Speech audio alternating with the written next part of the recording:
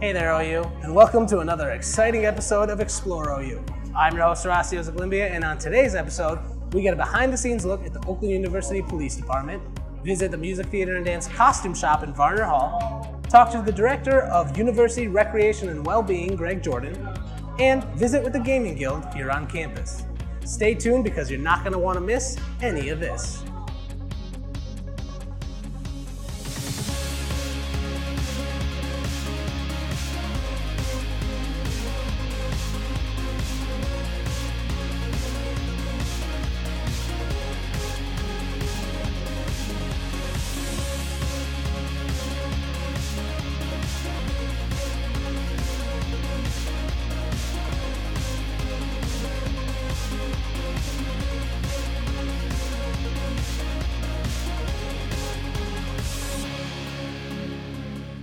Welcome back to Explore OU, and thanks for sticking around. First up on the docket, we visit OUPD. Lieutenant Nicole Thompson takes us on a guided tour behind the scenes to find out just what our favorite police station does here on campus. I'm Lieutenant Nicole Thompson with the Oakland University Police Department, and I'll be giving you your tour of the police department today.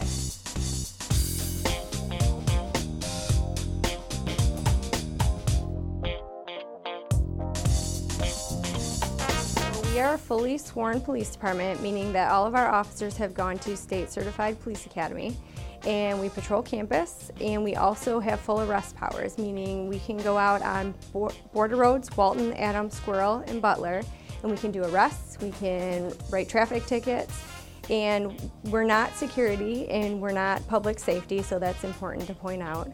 And we're just here to keep campus safe and keep visitors and the students, faculty, and staff safe on campus. Over here we have our Parking Enforcement Bureau, and she handles all of our parking tickets. So if you come in and file a parking complaint or appeal, she's the one that will be here to take your payment and process your appeal. And over here we have the dispatch window. An interesting fact is both this window and the window across the way that we just showed you is bullet resistant glass. So they're very secure in here. And this little area, so we can pass our articles into the dispatch area, but you can't open one side without the other side being closed. So it's very, very secure. So this is our detective's office. We only have one detective. It's Detective Shona Collins. Last year we took over 400 police reports. So she's responsible for following up on all of those reports. If she has to do an interview or an interrogation, that happens in this room right here. Right here we have our temporary storage lockers for evidence. Our main evidence room only a few people have access to and the key to access it. So on midnight shift, when those people aren't around, we have temporary storage lockers. So they will process the evidence, they'll place them in these lockers, and once they put the articles in the locker, you push up on the locker, and it shows that it's locked and no one else can get in there unless the person with the key the next day comes in and gets the evidence and moves it to the main evidence room. Right here is our armory. We keep some of our weapons in here, and we have armorers that are assigned officers that will clean the weapons. If there's malfunctions, they'll fix the weapons, and we have extra ammo and extra accessories for our weapons. There's a male and a female locker room, and you can see all of our lockers here. Once we come into the police department, we come in civilian clothes, and we change into our uniforms once we're here. So we store everything I'm wearing right here in our lockers, and then we change out of that when we go home at the end of the night as well. So this way we have our administrative suite. So we have our evidence room here. This is where we keep all of our cases. The only time it leaves this area is to go to court or go to the crime lab or to be processed. So this is some of the stuff we've confiscated over the years. It's a lot of paraphernalia and some old marijuana that we've confiscated on campus. We use it now basically for programs within the residence halls. A lot of the students don't know what marijuana looks like or haven't seen it before, or housing staff that they have to report it but they don't necessarily know what they're looking for. And this kind of helps demonstrate what they should be looking for. So this is the chief's office. This is a lot of where big decisions are made. We also have a command staff meeting every week with the 2 lieutenants and the IT director and the chief to just go over the week's events, big things that are happening, and stuff we have to discuss. So across from the women's locker room, we have the main squad room dispatch area. So this is our squad room. This is where we have our briefing at the beginning of our shift and our debrief at the end of every shift. You also get your equipment. You check out keys, defibrillators, a PBT. We have a full working kitchen because we're a 24/7 operation and there's not a lot of food places open on midnight shift. We also have all of our officers' mailboxes over here. You don't always see everyone on midnights if you're working day shift, so we have that form of communication. We have a computer over here where we do report writing. So when you get your report, you can come back to the station and type out your report. You don't necessarily have to do it in the car. Over here we have booking. Once you get inside this room, it's secure. You can see over here there's some lockers and we lock up our weapon once we bring a prisoner back here. So they're secure in handcuffs, and once we get them in here, since we don't have a holding cell, we have what I like to call the naughty bench or the timeout bench. Once they're here, we enter all their information into the computer, and then we take their picture. And we have them stand on these white and black feet right here, and we just get a composite photo of them from both frontal view and the side view. After that, we get fingerprints, and it's not the old school ink fingerprints anymore. It's all electronic, and it's done on this machine behind you. Right outside of booking, we have our operations lieutenant's office and our sergeant's office. We typically have a sergeant on duty for every shift. They're in charge of running roll call. They are the supervisor on duty if there's a call they need to be made. They also approve reports, and they also do patrol work as well. Lieutenant Ross's office is right here. Well, he's in charge of the entire road patrol, including sergeants and officers. And he also schedules everyone for events to make sure all areas are covered by officers at special events. Outside of Lieutenant Ross's office is our dispatch center, and our dispatch is kind of the heart of everything that goes on within our police department. This is dispatch. Last year in 2015 we took over 14,000 calls for service. All of our 911 calls on campus come in here. If it's a 911 call from a cell phone, that will be transferred in from Oakland County Sheriff's. We have over 700 cameras on campus, over 100 of the emergency blue light phones on campus. We also get breaking and entering alarms in here, and we also get fire alarms in here. The dispatcher can send us calls for service and talk to us on the radio as well. So this is our immediate briefing room. It's relatively new to the police department. We just remodeled it, and we also use it as a conference room if we have meetings and such. So that's a brief tour of the Oakland University Police Department. If you or a group want to do a personal tour, we do offer personal tours. And if you have any questions, feel free to contact us. And I appreciate you guys stopping by. Thank you very much. It's good to know we have such an extensive police force watching our back here on campus. Next up, we visit the Music Theater and Dance's costume shop. Manager of the shop, Krista Kerner, takes us on a guided tour to show us just what goes on in this cool place. Check it out. Hi, I'm Krista Kerner. I'm the manager of the OU costume shop. I'm going to show you around our space and what we do here.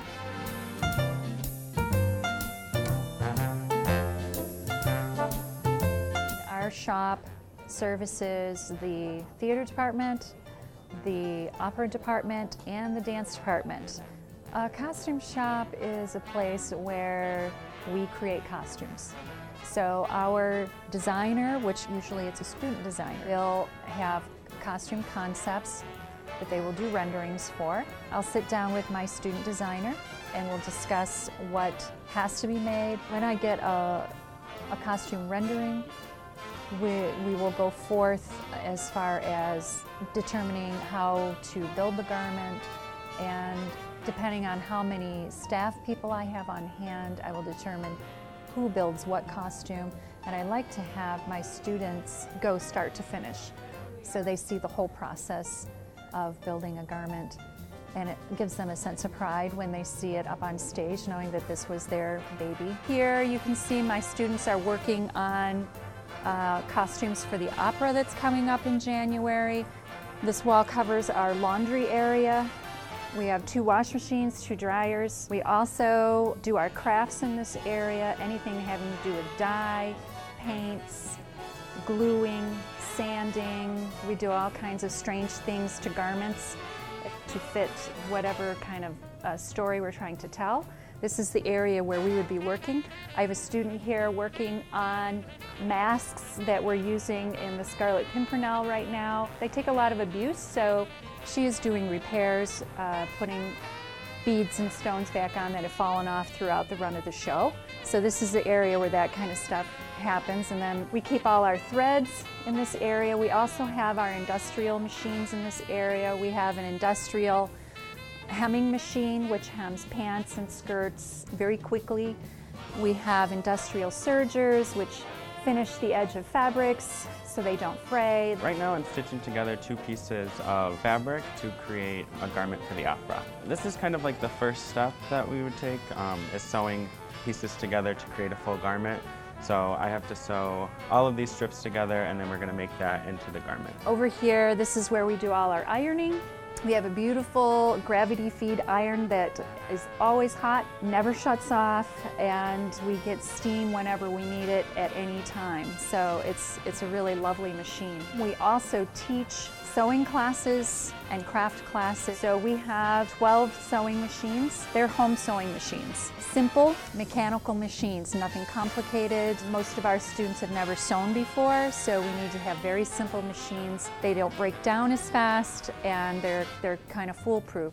Right now I am labeling the ditty bags, and the ditty bags is where we will put t-shirts and jewelry if there's any of that, and it keeps it all in one space for each actor. It definitely makes the process a lot easier. It helps to have all of that in different locations for each actor, and it's all in one location for each actor. We have 3 work tables here where we cut fabrics and pin fabrics together for assembly. So here we have the dress forms or mannequins, and these are used for fitting purposes for costumes. So we usually keep mannequins in all sizes. That way we can be more efficient in what we do in production. So this is the rendering board here. This is where all of the renderings for the shows that we do here are put up so that the students can see them, that the costume designer can also see them, and then communicate with whoever's working in the shop as to what needs to be done in the shop. Back here in the corner we have our fabric storage, and underneath our tables we also store fabrics. I try to store my more delicate fabrics under the table so people know that they are not for anybody just to go grab. Right now I am cutting fabric for the opera. We're making vests for that and just have to cut the fabric to make it fit. Before we even can start sewing, we have to have the patterns cut for the fabric. This is our changing room. When actors come in for a fitting, this is where they would go to try on a costume, and then we would fit them in their costume at that point. This corner back here is where we keep all of our notions, and notions would be pins, needles, safety pins, snaps, hooks, ribbons, elastic, anything we need to make a costume functionable, anything we need to embellish a costume. This is where we would keep everything. We have storage up above for things, ties, belts, suspenders, shoulder pad. We do use commercial patterns, and we keep them in these filing cabinets. We also draft our own patterns, but I also don't believe in reinventing the wheel, and if there's already a pattern made, we're using it, because time is so important. This is what we call the stock room. This is where we keep all costumes that we have purchased or built. We store everything in here. We also have an off-site storage space where we store our shoes and odds and end kind of costumes that we wouldn't use normally. We divide everything by time period, just for ease of finding everything. In our stock inventory, we probably have close to 5,000 pieces of costume. It's a lot. I think my favorite part of the costume shop is bringing a drawing or a rendering, costume rendering to life. And seeing that garment on stage is very fulfilling. It is really a special feeling to see your creation on stage and to see a dancer wearing your costume and feeling the best that they can feel. Seeing an actor on stage in a costume that creates or helps them get into their character, supports their character. And I've had so many actors and directors say the show comes to life at dress rehearsal because the costume really adds to the character, and they can really feel a part of that role once they're in their costume. That's a pretty special feeling.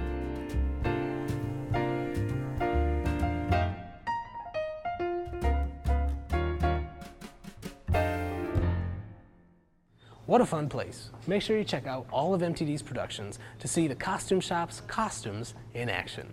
We're going to take a quick commercial break, but when we come back, we'll be talking to Greg Jordan, the director of OU Recwell here on campus. Stay tuned.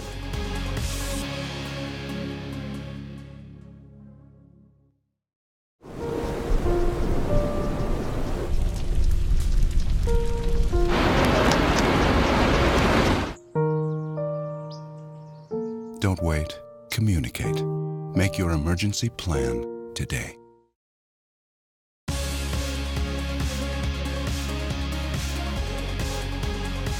Welcome back to Explore OU. I'm your host, Horacio Zaglimbia, and today we are in Studio 897 of the Recreation Center here on campus, speaking with the Director of University Recreation and Wellbeing, Greg Jordan. Greg, thanks for being with us today. Thanks, Horacio. It's wonderful to be here with you on OUTV. Awesome. So let's just get right into it and find out a little bit about yourself so that viewers know. Where are you from? Originally, I'm from the North Shore of Chicago, Glencoe, Illinois. Nice. So where did you earn your degrees? Where did you go to school? Well, I first went to a small university in Minnesota, Hamlin University, for 2 years, but then I transferred to Indiana University in Bloomington, and I hold both a bachelor's and a master's degree from Indiana University. Wow. All right. So what you came from Chicago and Minnesota. How'd you get all the way over here to the thumb area of Michigan? Well, I think the opportunity here at Oakland University was tremendous. I've been here 20 years and 20 days. Wow. Today. Exactly. 2020. I heard loud and clear during the interview process that Oakland was initiating quality of campus life and student life initiative through several projects, including the building and establishment of the Recreation Center. Awesome. Also at the same time, this was in 1996, so at the same time the Oakland Center was being expanded and the first version of the food court was being done. Nice. And we were also moving to Division I intercollegiate athletics at the time. So there was a concerted strategic effort on the part of the university to really build campus life.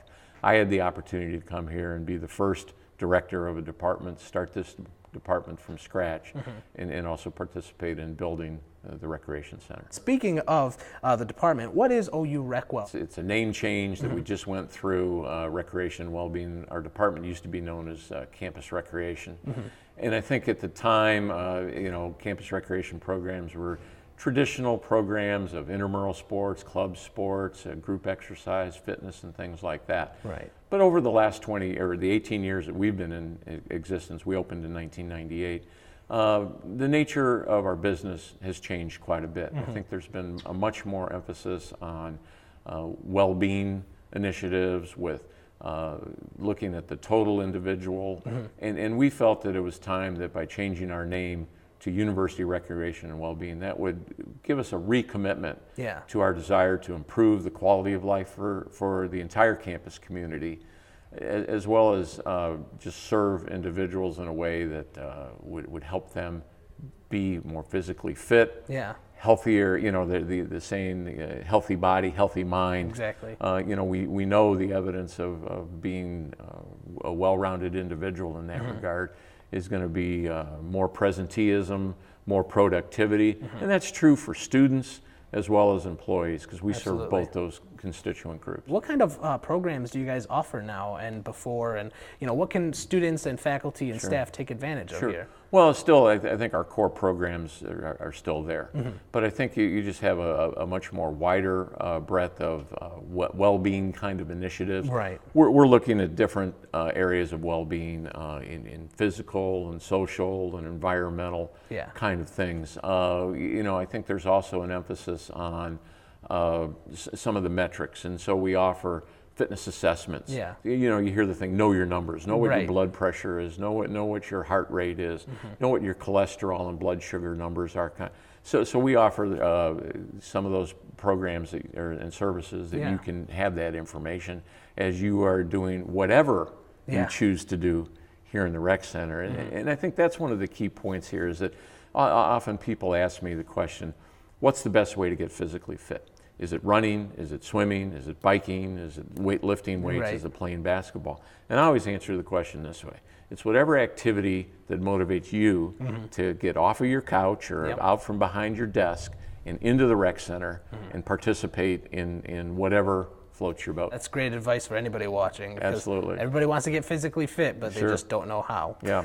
Talking more about the recreation center and facilities, can you tell me what kind of facilities you guys run here, both indoor and outdoor? We've outgrown our fitness center. Sure. It's about an 8,000 square foot facility, and again, our student enrollment is huge, and has gone up 50% since we opened. We have basketball courts that also serve as volleyball and badminton, the running track, the swimming pool, and the room we're in right here, Studio 897. We also have the upstairs Studio 919.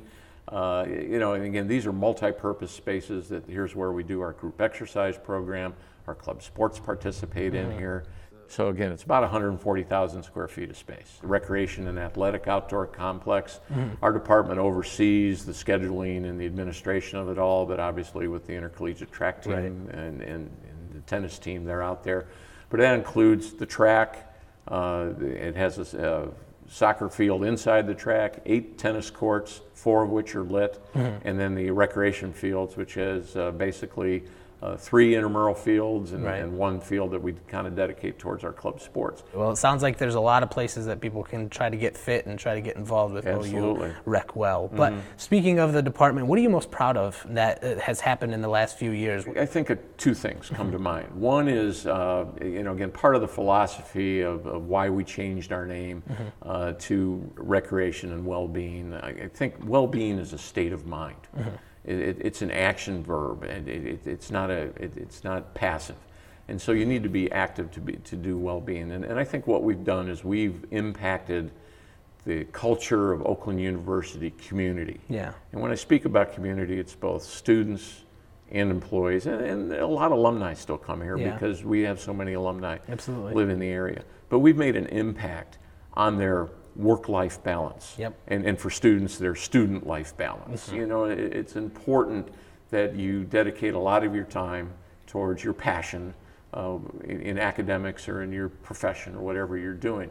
But you need that time to get away, that you can re-energize, regroup, and physical activity, as well as some of the other programs that we offer, are key components to that. So I think we've had a real impact on that. We know that 85% of our students who live in the residence halls come here on our campus. We know that about 1/3 of our overall student population use the rec center on a regular basis. That's awesome. We know that about 1/3 of our employees do that also. Now, 1/3 on the one hand sounds like a low number because that means 2/3 aren't. Sure. However, for Oakland University, 1/3 is a very good number, and I would think that we are one of the most utilized programs and service and facilities on our campus. So I'm very proud of how we've done that.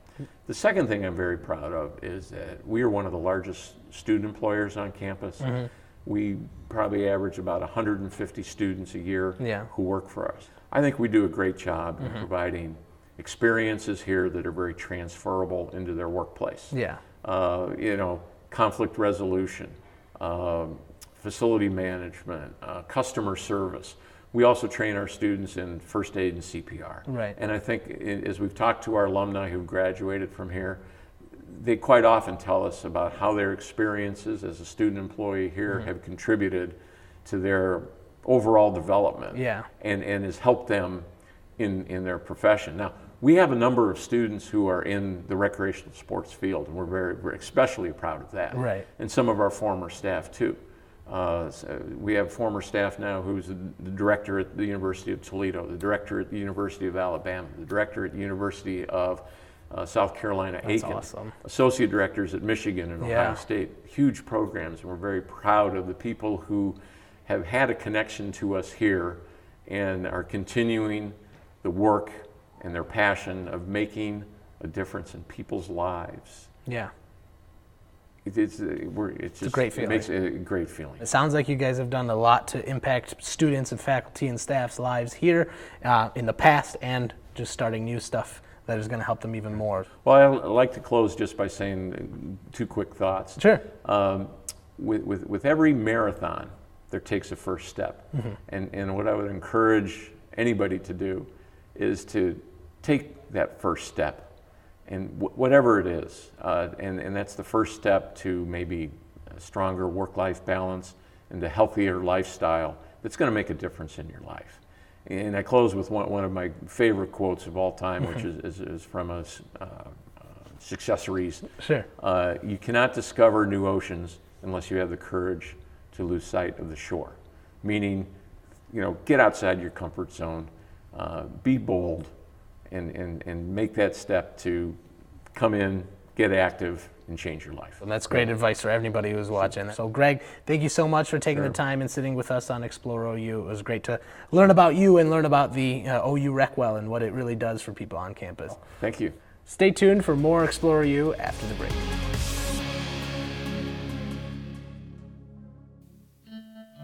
There are many reasons not smoking can greatly improve your college experience. Oakland University is a smoke-free campus. Visit oakland.edu/EHS for more information. A sneeze from someone infected with the flu contains over 100,000 contagious cells and can contaminate a room for hours.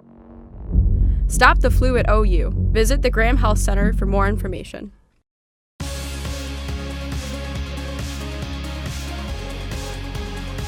Welcome back to Explore OU. In our club segment for this month's episode, we visit with the Gaming Guild here on campus. We speak to Vice President Griffin Holmes to find out just what this original club has to offer Oakland students.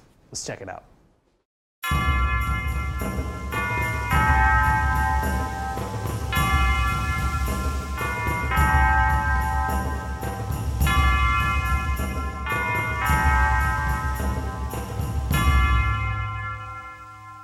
I'm Griffin Holmes, and I'm the Vice President of the Gaming Guild of Oakland. The Gaming Guild is a club for people who are interested in board game, role-playing games, video games, can come together and find other people with similar hobbies and interests so they can play together. We don't discriminate based on games. If you have an interest in a game and there's another person who is also interested, you can get together and play. Card games like Magic the Gathering or Yu-Gi-Oh! Or Pokemon are all pretty popular. Board games from old classics up to like new, really complicated ones.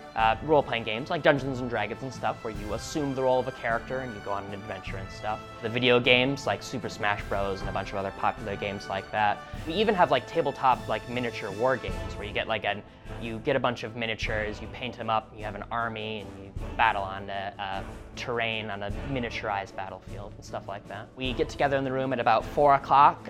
People settle in, they all talk to each other about what we're planning to do. Usually there is scheduled games. Those are usually the RPG ones, things like Dungeons and Dragons that might run over, months. You all have these shared experiences. Oftentimes before games you can tell stories about stuff you've done with them in the past and reminisce about all that. It's the shared experiences, I think, that's really my favorite part. People can get more information about our club on our Facebook page, Gaming Guild of Oakland, and our Grizzorgs is the same.